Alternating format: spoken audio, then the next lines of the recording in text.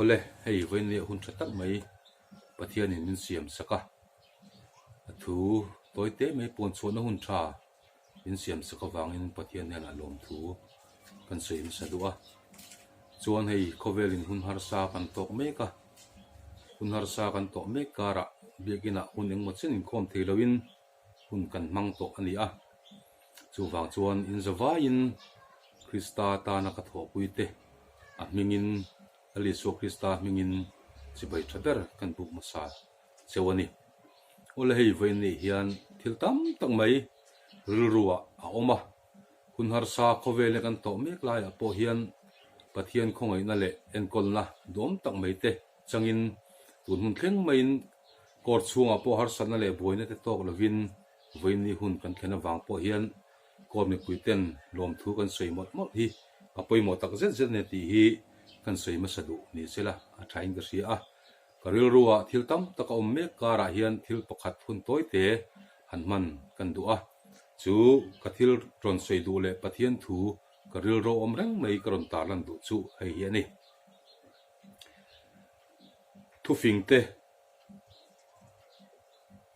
bung som ni le pakua chang som le pariat thu hi karil ruwa om reng me ni a thu fing te bung som ni le pakua chang som le pariat thu hi kan chiarange inlar na a om lo chuan mi puite an tla da thina dan zom tu ero chu ani hlo thin ti in alo sei ni inlar na a om lo chuan mi puite an tla da thin ti in kan pathian thu in min lo thilani a thu kan chiarte lalpan man ni som salo se ole hei kan sei mol mol me nga hun tha pathian min siam saka khovelin hun har sa kan tok meka nang le ke nge mi pon hun har sa kan tok meka tun huna po hun har sa tak mai kan tok chho mek ani a hria wangin pathian thu hi ka ngai tu thina khovelina hun kan ton me kara po hian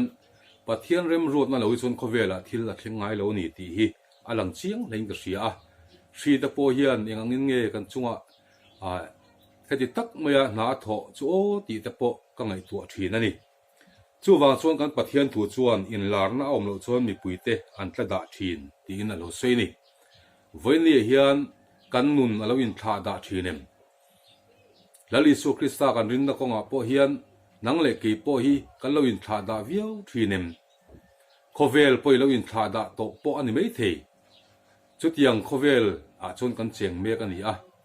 kan pathian thu chuan in lar na om lo chuan mi puite an tla da thin ti in lo suya heng kan thrileng ta poi ka ngai tu thina eng wanga khovel hin hriron leng nge niang o ti te hi ka ngai tu ve thin ni chu tiang ang chuan kan zoram nge mi poi pathian kan rin na konga te pathian kan ngai sak na konga te har san na kan to ka kan hnenah hian pathian a in lar tlem em awang hian sual ti chang le pathian du lo zong ti chang na hi na satak main kan hnenah om thina kan ngai tu na om thin ni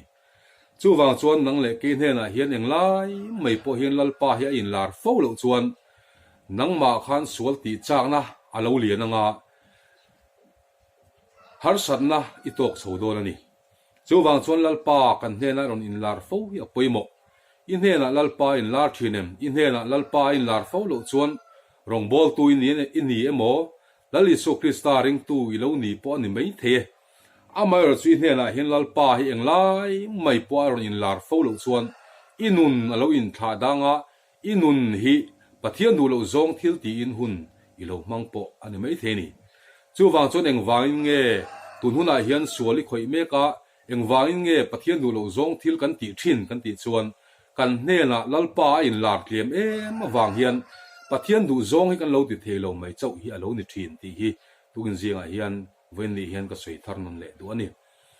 lalpa an hian in lar fo thin chu an nun in tha da man lova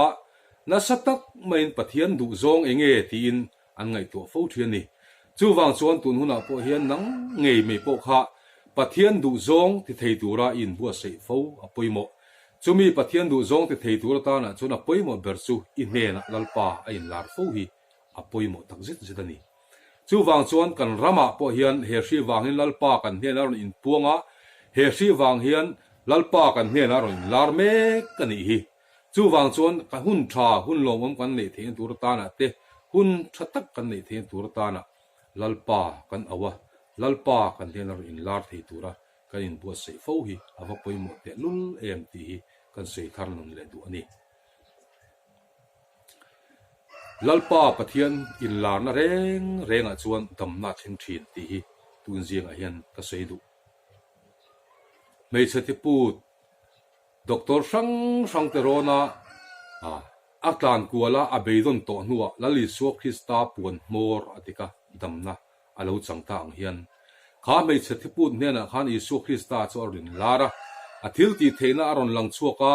chu athil ti theina chuan mei chia beidong to rilrumang ang taka omek po chuan damna alo changta doctor te zong an beidon to nuwa le ama po beidon to nuwa anei zong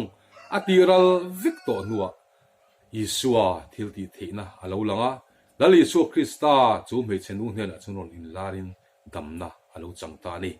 chu wang chuan tun huna po hian inhena lalpa in lar hi awa poimo te lul em inhena lalpa in lar fo chuan inun atin thla da theilonga nangma har satna buaina te mo thinlung ipik na te po nangma aron theng ni mei thei amaro chu inhena lalpa in lar chuan chu lalpa nangma hnena ron in lar chuan leilam thil en tir lo chenga vanlam thil en tir zok don che wangin vanlam thil en tu te a chuan topic na area mangan na area thamuan tu krista ama in lar thina wangin lalpa pathiana alo loma a topic na te amangan na zong tele a thin lung thamuan ru lo na zong te po chu a hne na lalpa a in lar thina wangin chunglam ain tlata wangin thamuan in lo thian ni chu wa chon he hun har sadakara hian keini rongbol tu tenge me po in tha da lova lalpa kan hena in lar theina turta na hian kan in po sei ho poimo te lul em in hena voyeng zat nge lalpa in lar thina tharau thiang ni mi in hena voyeng zat nge in lar thin ti hi voine hian ma ni thuk lo in fia taila a tha in ka hriani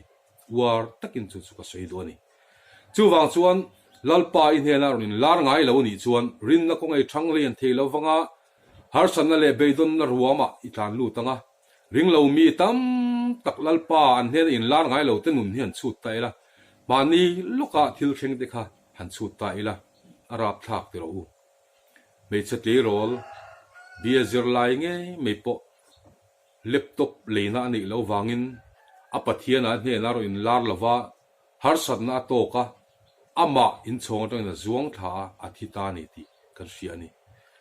amaro chu kan hena lalpa aron in lar ero chuan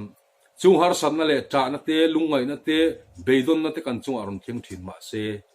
lalpa chau hi kan thamon na le kan him na ni ti hria in lalpa I vuan thar non leng u hunrei takan in khom the to lo bitam tak rong bol tu tam tak te kan in khom thei to lo wang hen hun har sa an tok me ka kan tok me ka then kan chu khovel ta pon tlan le me ka ni ti ta po kan hria ni chu wang chuan khovela lalpa aron in lar ani ti hria kan hne na nge mai poin lalpa aron in lar theina tur ta na hian ke ni hi chuan chanila thar sawila tong trai chungin lalpa nga event chungin hun mang zelila leilama thiloma te in rilru hat lo la van lama thiloma te in rilru hat zo ro min ti tu pathian lam chau thlir turin voine ka rong bol puite ka som tak meu cheni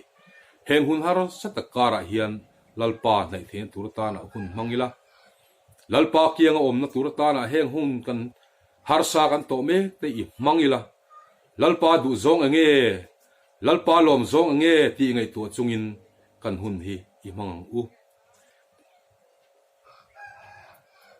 inhena lalpa in lar thinem inhena lalpa in lar thinem sei turi siem inhena ro in lar na sei turi siem chu wang chuan lalpa aro in lar theina turta na chuan nangma lam kha I thin lung in hon angai ni englai mai poin lalpa kan hen in lar foro tia kan tung trai awa poimo em pathian thu chiar konga te tan kan la wa poimo em chu wang chuan tun hula hian inhena lalpa in lar ngai lo ani chuan inun na khorawanga thil khorau chu reilo te a kan hal chuan hluaya akang ral mai thinang hian inun po kha pathian in hnenah ro in lar ngai lo chuan a khorawanga na satakin thil ho te in ron ti alanga akang ralanga khovela ikal le mi don chu wang chuan in hnenah lalpa aron in lar fu theina turin tunula hian bible chiale tong trai na sale zolin ngai poimong u komi puite nakina hun tha pathian min siam sak lenga lalpa du to kin kan fak theilo pon me thei kan lam theilo pon me thei amai ro chu pathianga in ngat tlatin hun tha pathian min pek thein tur ta na i tong trai fo u chu wa chun lalpa kan hena in lar thein tur ta na hian nangma lo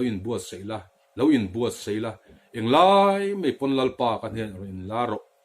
kan he le ro in lar lo chuan kan nuna in tha da kan nuna lo zale na sual ke ma lo ngam pathin tia pathian in lar thei turat na theina turata na kan in buat sei hi aba poimu em nang le ke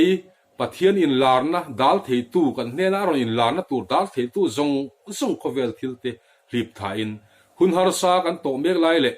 khovel lali so krista lo ka le tura in buat sei mek lai a hian nang ma nge mai kha nakina chuan lalpa he la kal don chumi ni lo pon khovel hi la to panga khovel hi la li so krista ram alani don in di hria in tun huna hian isu krista in lar thelo nang ma om zong chu lalpa pan pha nan mangla lalpa in full cylinder la ti chuan lalpa in hen aro in larang chu in lar na chuan kong tha le kong nuam alo ko mong che ramro puya suai chenga hunhar satakara po limle lom takin